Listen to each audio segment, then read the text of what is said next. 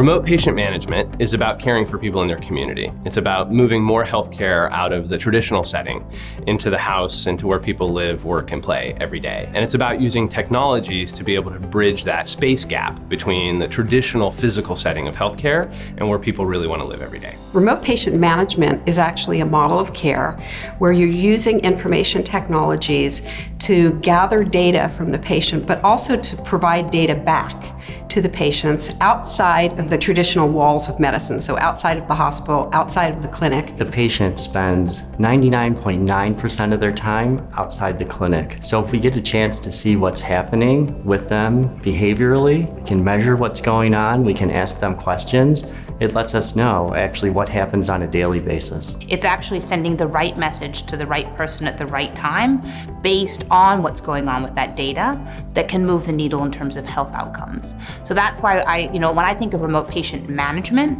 it's much more complex and rich than just monitoring someone and collecting some vital sign readings and graphing them over time. All of that data that comes up where a clinician actually is looking at that data and able to use that data to better manage the patient. So we talk about remote patient management, we're really talking about being able to use this information for the clinicians to help manage a patient's course of care. It really is weaving these pieces together to create behavior change that has lasting health outcomes for the patient.